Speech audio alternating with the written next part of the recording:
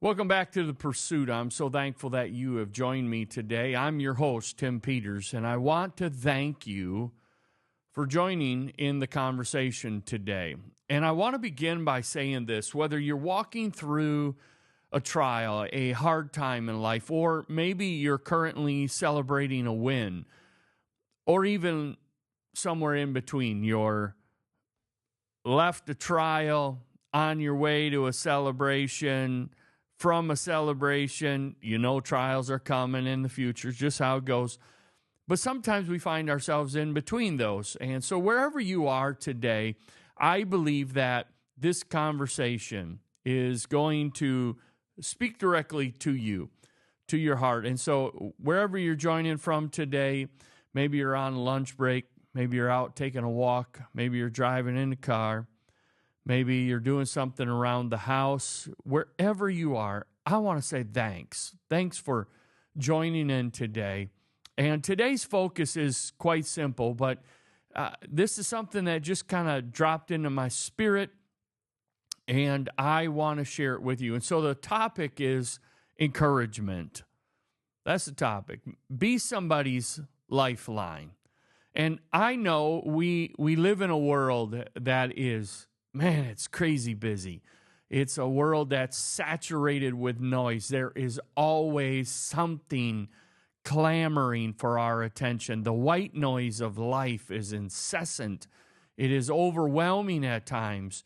And some of it's helpful, but most of it really is not. It's just continually dragging us down. It's drawing stuff out of us. And in that noise that continues to pervade our space and the sanctuary of our thoughts even, one thing has become painfully missing. It's the thing that it really seems like we could use. And it's voices that lift. People who build, moments that breathe hope. And this is what I want to bring to your attention today. And here's why this is important. Because if you really are a follower of Jesus Christ, then you've been called to do more than just survive. You and I have been given the privilege, you and I have been given the responsibility to strengthen others. And so let me ask you this. When was the last time you were encouraged in a way that changed your day? Maybe even your life. I want you to realize that that's the kind of power that you hold as well. And it doesn't take a pulpit or a platform. All it takes is intention. Not the kind of good intentions where we actually never do anything about it, but the intentionality that says, today, I'm going to be the difference.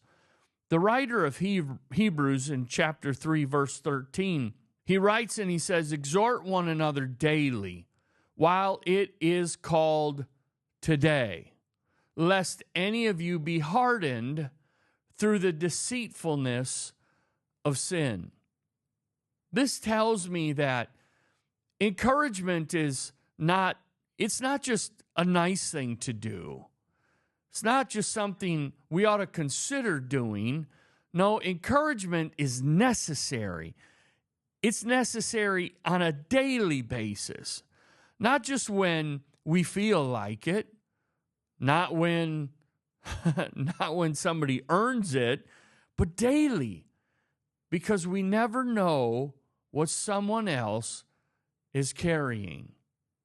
You never know what that smile, that call, that text, or that moment of sincerity could mean to someone hanging on the edge, hanging from the precipice.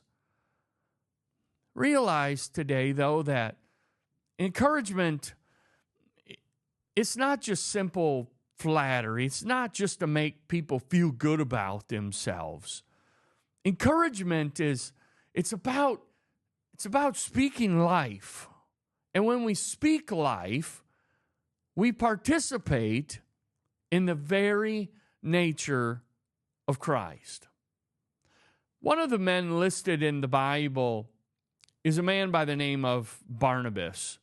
And his name literally means son of encouragement.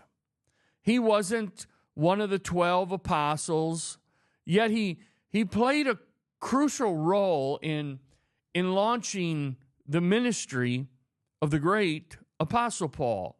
Remember that man who was named Saul, that man who chased and hunted Christians, the early believers, persecuted them, brought them up for judgment and imprisonment, separated families, did terrible things before his conversion experience. And when everyone else, all them really super spiritual people, like Peter, James, John, when all of those people were skeptical of Saul's conversion, he said, "The Lord changed my name, and my name's now Paul. It's not Saul." And they said, "That's fine, but we don't trust you." Can you imagine how discouraging it must have been for Paul to share his testimony, his experience, and to have other believers look at him skeptically and say, "Well, that's nice, but we don't trust you. We don't believe you." But then there's this guy by the name of Barnabas. I love this guy. He stands by Paul. He sticks up for him. And he says, if y'all don't have this confidence in him, I'll tell you what, why don't you entrust him to my care, and I'll hang out with him. I'll go with him. I'll invest in him. I'll follow him around. Barnabas stood by Paul when nobody else did. And what about John Mark? The young man who followed Paul and Barnabas, and then John Mark fails, so to speak, because he just don't have the maturity or the stamina, whatever it might have been. He was feeling homesick. And it wasn't just that others gave up on John Mark. The Apostle Paul gave up on John Mark. Think about that for just a minute. That could be a whole nother podcast. Remembering where you came from and then doing the same thing that someone did for you when it comes their time of hardship or weakness, instead of giving up, becoming frustrated and quitting on somebody. That's what the Apostle Paul did to John Mark. He forgot. And he gave up on John Mark. And Barnabas, well, he just believed again. He just said again, like he did for the Apostle Paul, he said, "You know what? That's fine. If you don't want to believe in him, just give him to me. I'll invest in him. I'll help him. You go do your thing." See, this is what encouragers do. See, encouragers, they have vision. And when they look, they see with faith. They speak with hope. And they believe in what God is doing, even when it's not visible. You see, that's what faith is. Faith is seeing something in your perception, in your spirit, before it ever becomes evident in the natural. That's what encouragers do. They speak with hope. They see faith. And when everyone else is willing to quit, now they're the one who will faithfully come around and they'll speak those words of hope, those words of life. So today, understand that this is a ministry that God is calling you to step into. Is it possible that your greatest impact won't come from what you build or what you accomplish, but from who you encourage along the way? those people that you speak life into. So how do we do that? Let me offer you a few simple ways. First, we speak intentionally. Proverbs 18:21 says, "Death and life are in the power of the tongue." In other words, your words matter. Don't hold back on expressing appreciation. Don't assume people know that they're making a difference. Tell them. Encourage them. Secondly, the thing that you can do is show up consistently. Encouragement isn't always about what you say. It's about how you show up. Be present. Be faithful. Sometimes just being there, just being available, just knowing that you can be counted on is the loudest message of all. And I'll just say this, as a leader, as a pastor, sometimes I don't need people to do stuff for me. But when I get a text message from somebody on a Saturday night and they say, "Hey, Pastor, tomorrow, you need anything from me?" You want to know how few times I've ever asked for something? To the point to where I almost feel like maybe they feel like they're wasting their time. But you know what they're doing for me? And they don't know it? Is they're encouraging me. You see, there's lots of people who want to clamor for a pulpit or a platform. They want the spotlight. But those people who are present consistently when nobody else knows about it, when nobody else is singing their praises, those are the people who are the loudest encouragers in my life. And I'm thankful for those kinds of people. People who consistently show up. Thirdly, it would be this. Follow the leading of the Spirit. One of the benefits to having the indwelling Spirit of God, having been filled with the Holy Ghost, is that His Spirit will nudge you. He'll put someone on your heart. Don't dismiss that. When you're thinking about somebody and maybe you didn't catch it the first day, maybe 2 days later, that same person came back into your spirit for some reason. You thought about them. Follow through on those things. Those are divine assignments. And when you obey, you become a vessel of healing, of hope, of life, of strength. Fourth, I would say stay committed. Encouragement is not a one-time moment. It's not a one-time thing. It's a lifestyle. It's a rhythm. It's choosing to be someone who builds when the world tears down. There's plenty of people that tell us what we're doing wrong, what we can do better. There's plenty of preachers who do that. There might even be plenty of pastors who do that. Plenty of dads who do that.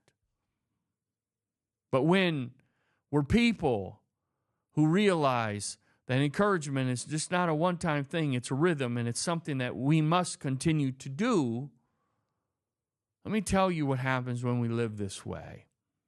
Courage begins to rise, not just in our hearts, but in those that we're speaking life into.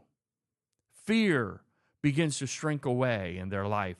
The shame that they've carried begins to break away, and faith awakens in their life. Encouragement is like fresh water, fresh cold water to a weary traveler who's in a desert season of their life. Remember, though, you don't always get to see the impact. And you may not always see the impact immediately that results from your encouragement. But I want you to know it's working. It's restoring. It's reviving. And here's the truth. Encouragement is not just what we do. Encouragement is about who we're becoming. When we are encouragers, we are becoming more like Jesus Christ. Romans chapter 15 and verse 5 calls our God the God of patience and consolation. When we encourage, we reflect the heart, the attributes of who our God is. So here's your challenge. This week, be intentional, be specific, be available. Ask God, who in my world needs a word, a moment, a reminder that they matter? And then act on that. Text them, call them, stop by, pray for them. Don't underestimate what God can do through one obedient encourager. Listen to me. You got this. If it wasn't for Barnabas, would we have all of the epistles that the Apostle Paul wrote? Would we have all of the examples and the principles shared with us? I don't know, possibly. But I can promise you that Barnabas made a difference. You will make a difference. So today, thank you for joining me right here on The Pursuit. If this episode, if this moment spoke to you, would you do me a favor? Would you share it with somebody? Maybe they need it too. And this can be the start on your path, the path of encouraging, because every heart is hungry for hope, and every believer has been given something to offer.